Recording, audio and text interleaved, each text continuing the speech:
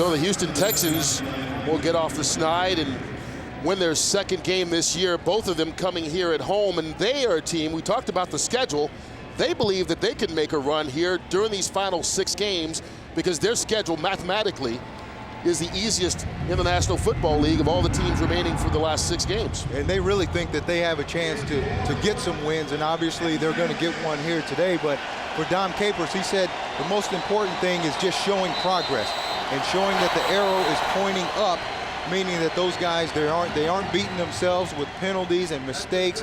They're playing hard and they're showing that they're improving, and all of those things they did well today. Ladies and gentlemen, keep in mind that because St. Louis will go down to defeat, if Seattle winds up beating the Giants today, they will clinch the NFC West.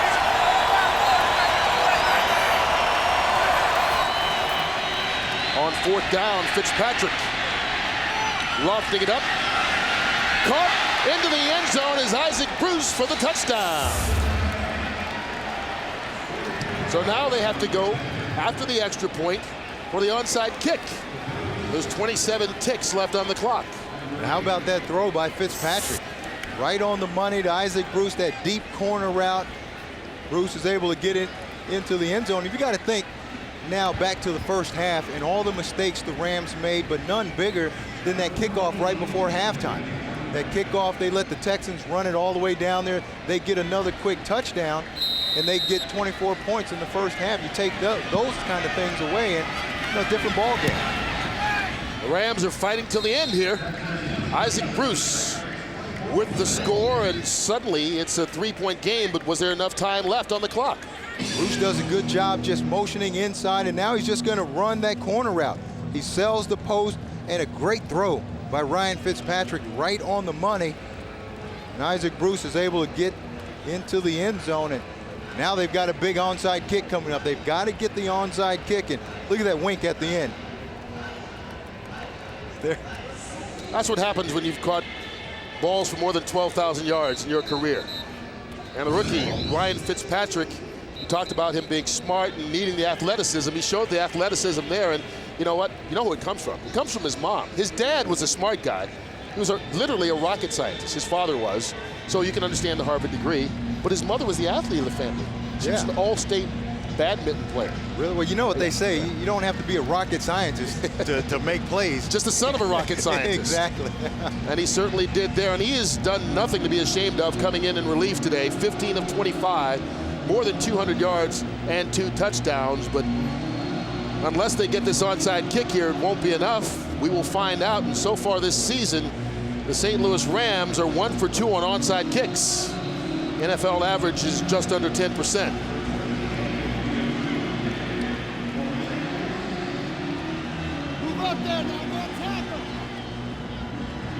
They get the hop they want.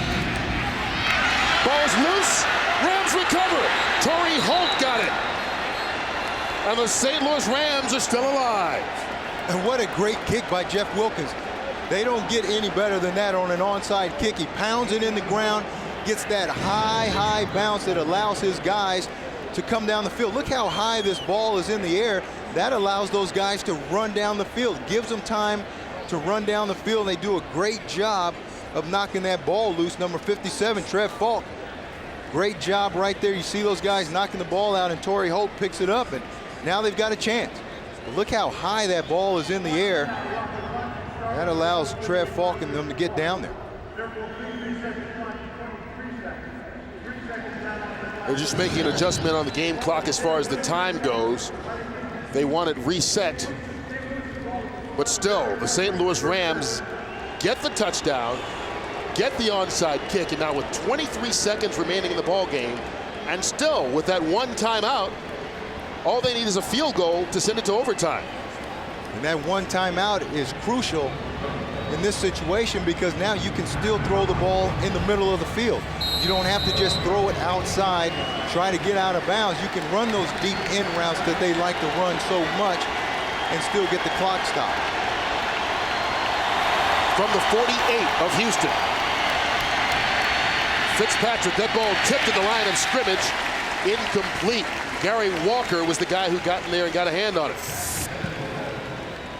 They're playing man coverage outside and trying to bring heat on Fitzpatrick, and Gary Walker was able to knock that ball away. But when you play man-to-man coverage, you know it's high risk, high reward, and you're risking it, and you could mess around and give up a big play to the Rams.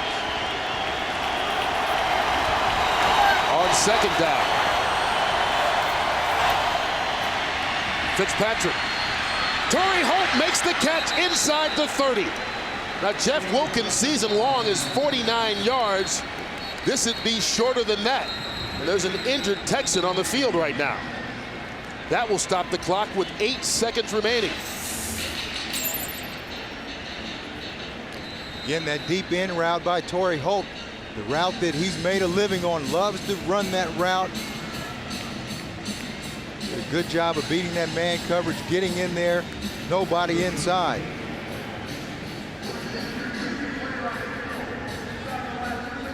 So the ball will be at the 30-yard line, and just when you thought that the St. Louis Rams were basically done, they get a big touchdown.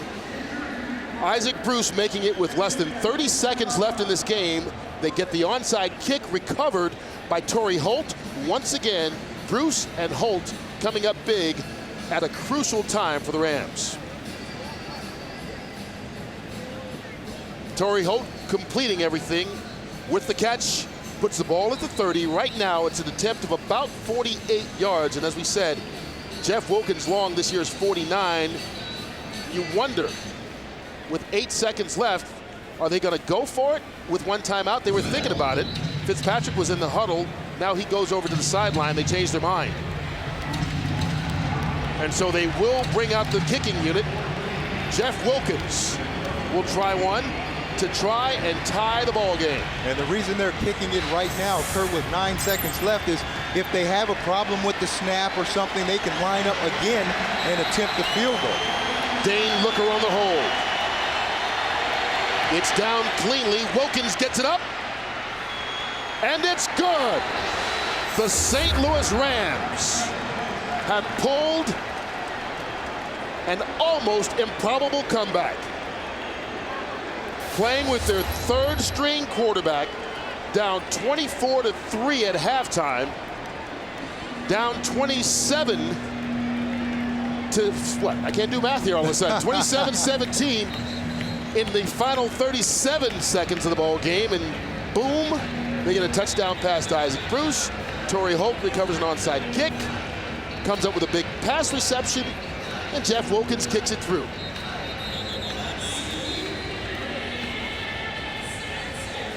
Wow. Guys on both teams, when we talked to them, they said the team that wanted this game the most was going to end up winning this game. And the first half, it definitely was the Houston Texans. The Rams didn't even look like they were in the ball game, and then it's been a complete reversal. The second half, the Rams have come out, they've made big play after big play. They've gotten in the end zone, and then at the end of the game, when they had to make some plays with Ryan Fitzpatrick, their number 3 quarterback in the game, just business as usual. They went down and made the plays necessary. Looks like this game is now going to go into overtime. Don't forget, they've got that guy back there, Jerome Mathis, who is the leading kick returner in the National Football League and has already run 2 back for scores, which is why they pitch it to him.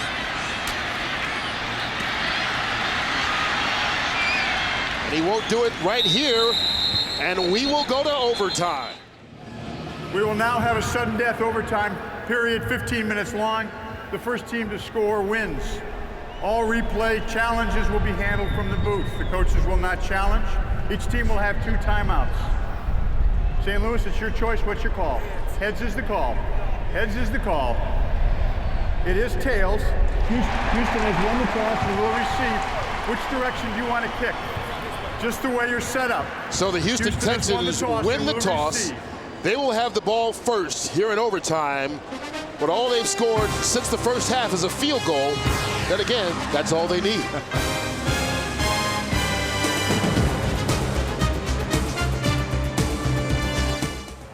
(27-27) the count here, as the Rams have put up 24 second half points while holding Houston to just 3 and getting it to the extra period. Now this kickoff coverage unit, they've got their hands full.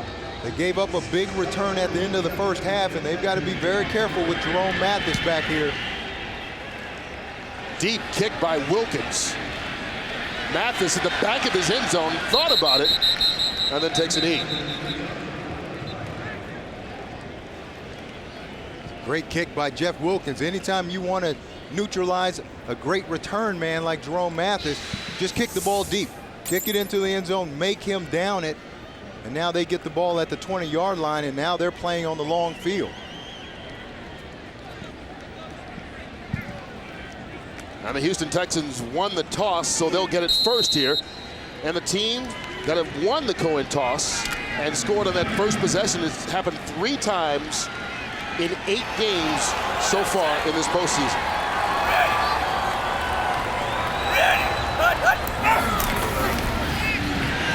Off the bootleg, Carr underneath. Marcellus Rivers, the tight end, and Rivers picks up 15 yards. That bootleg has worked for him all day long, and here again, first play in overtime, they run the boot, they fake the run to Davis. Now Carr has a two-way go. He can either run the ball or he can throw the ball. Does a good job. He was actually throwing that ball to Bruner, and Marcellus Rivers catches the ball and turns it into first down for him. Carr zips that one to Bruner. Bruner, short pickup of 3 on the play.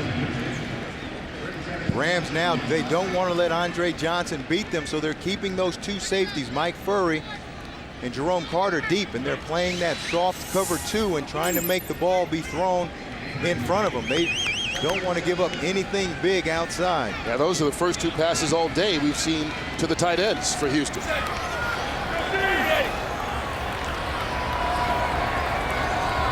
Watch the boot! Dominic Davis with room. Davis with a first down out at the 48-yard line. And that's the action off of that boot, and right before the snap of the ball, you can hear the Rams yelling, "Watch the boot." Well, this time they run the ball to Dominic Davis. Leonard Little gets up the field too far, and there's a huge hole for him to run through. See Leonard Little trying to run around the back. Now the next thing you know, they hand the ball to Davis, and he's got a huge gain. To the 48. Davis again. Corey Ivy tackles him at the St. Louis 47-yard line.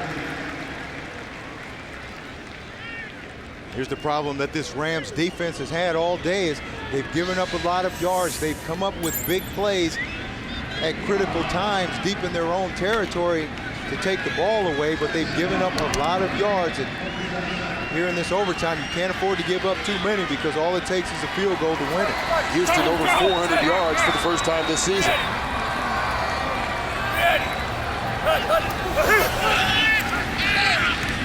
That was tipped in the air.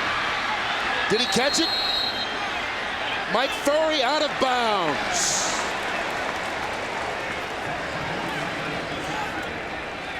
Opportunity that close for the Rams, and now there's still a discussion going on with the officials.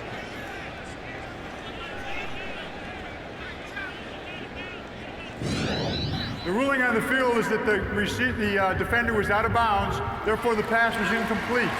3rd down. Now remember, each team can't do anything to stop this as far as challenges go. All the challenges go up to the replay booth to be made from there without the team's input. And that's why those Rams coaches, We are reviewing the ruling on the field. That's why those coaches are out on the field trying to buy more time so those guys upstairs can determine that they want to review this play. Well, you take a look. The question was, did he have control while he was in bounds? That's the real issue because it looks like his body actually was in bounds, but did he have control of the ball? See, he lays out right here. It looks like the ball is on the ground right there. I don't know if he's got his hands under the ball, but his body's in bounds. So it's not a question of him being out of bounds, it's did he have control of the ball? You can see right there, that ball is clearly on the ground. His hands are on the side of the ball, and that's a no catch.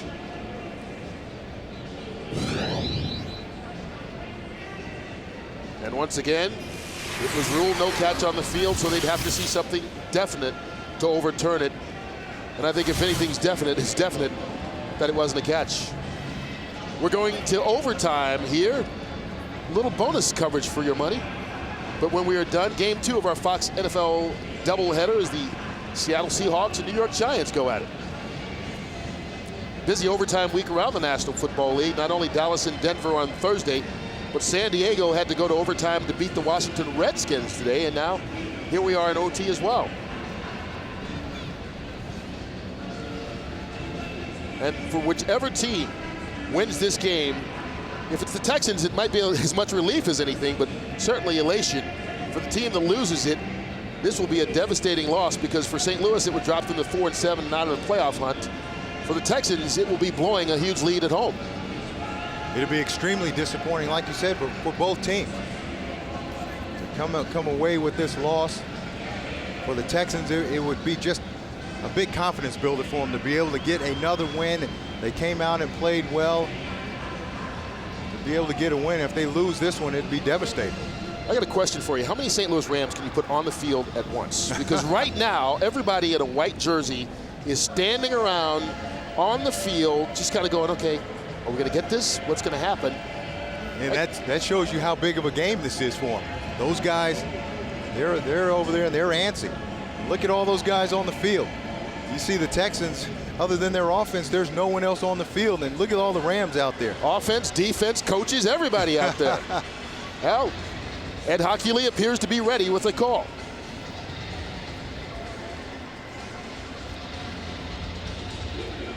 After review, the ruling on the field stands as called. There is no proof that the ball does not move. The ruling on the field was that the ball moved in the player's hands. We can't conclusively prove that it didn't. Therefore, the ruling on the field stands. It's third down. The pass was incomplete. There's another look at it. Yeah, that's a good call. That's the right call to make in that situation. Looks like that ball, the nose of that ball was definitely on the ground. And now it's a big third down play. After all that delay in that time, you stand over on the sidelines, and now you got to come back and you got to make a big play, whether you're on the defensive side or the offensive side. Texans looking for the 43-yard line.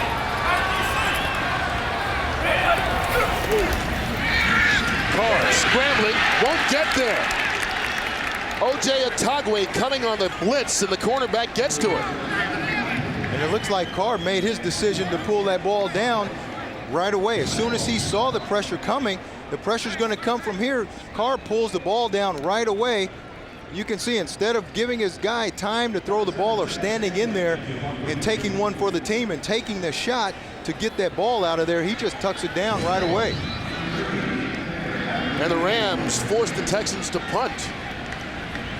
After they were moving the ball so well to start this overtime, Chad Stanley with the boot. Terry Fair will watch it roll into the end zone. Late flag on the play.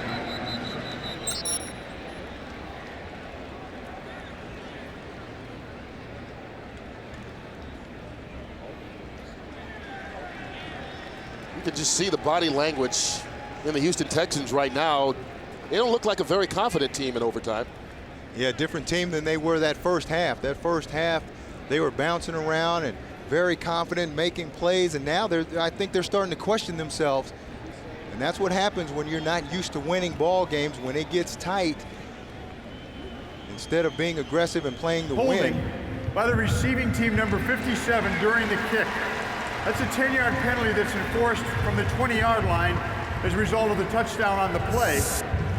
Houston's ball, or correction, St. Louis's ball at the 10-yard line, first down. They'll get a break as Trev Falk was called for the hold.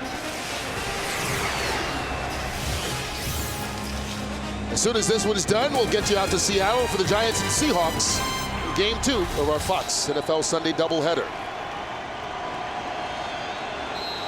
You see the numbers Alexander's putting up this season, and either team will take a performance like that right now here in overtime as the Rams have it at the 10-yard line. Blitz coming. Fitzpatrick gets away, but not for long. 7th sack by this Texans defense. And the Rams are running deep routes. Those wide receivers are taking a long time to get down the field, and they just don't have time to throw the ball. They're blitzing inside. You can see a great job by Glenn Earl getting in Fitzpatrick's face, so he has no time to even look down the field, and then Polk is able to pull him down. They're going to be very aggressive defensively, and they should be in this situation. Polk with 2.5 of those 7 sacks today. Here's Steven Jackson. Jackson fighting to get back to the line of scrimmage. Dante Robinson stops him right there. And now, if you're the Rams, you've got to try to make a play here. You've got to try to gain some yards. You can't be conservative and try to gain a couple yards, and now you're punting out of your end zone, and you're going to give the Texans great field position. So you've got to be very aggressive, throw the ball down the field. It's 3rd and 9. You've got to try to get this first down. Needing the 20-yard line.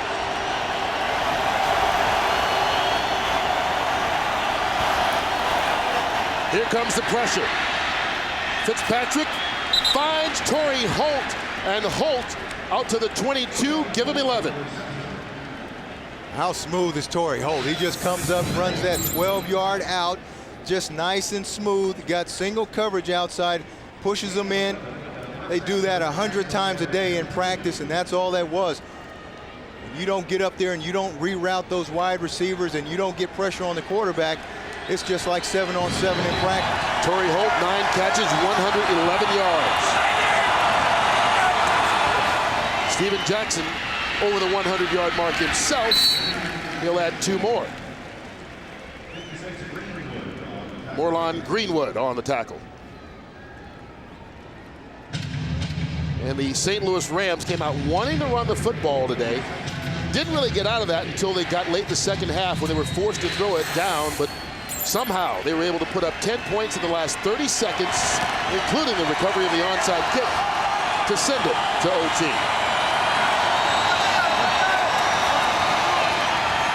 Fitzpatrick caught by Torrey Holt. He's got running room and slides as soon as he sees Marcus Coleman at the 44. 19 more.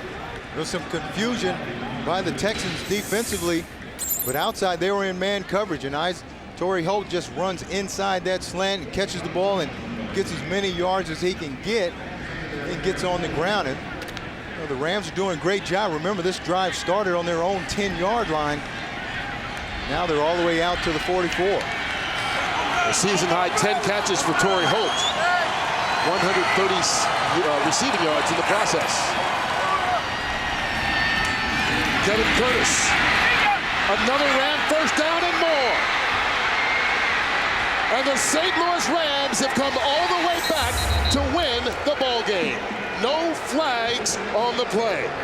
How about that? Just a quick screen to Kevin Curtis, their fastest wide receiver now, and he just gashes them and takes it all the way to the end zone for the win. And look, the Texans are stunned. Just a quick screen outside to Kevin Curtis. Some missed tackles out there, and now he's off to the races.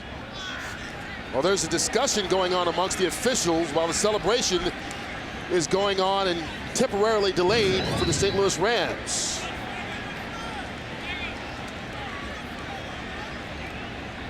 I didn't see a flag down on the play, so I don't know what the discussion could be about. Ed Hockley, talking to his crew, hasn't given a signal just yet. No flags are on the field anywhere.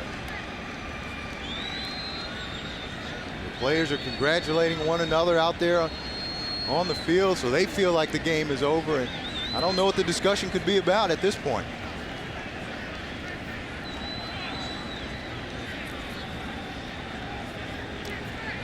Discussions continue. Without a flag on the field, what can they discuss? I didn't see a flag down. St. Louis Rams hoping that the touchdown stands. 56 yards to Kevin Curtis on his first reception of the ball game. If it does stand, then the Rams will have pulled the comeback of comebacks. But right now, Ed Hockley is still discussing this with his crew. We have no idea what they're talking about. Certainly love to tell you, but we don't know. Neither team has gone to the locker room awaiting the decision here.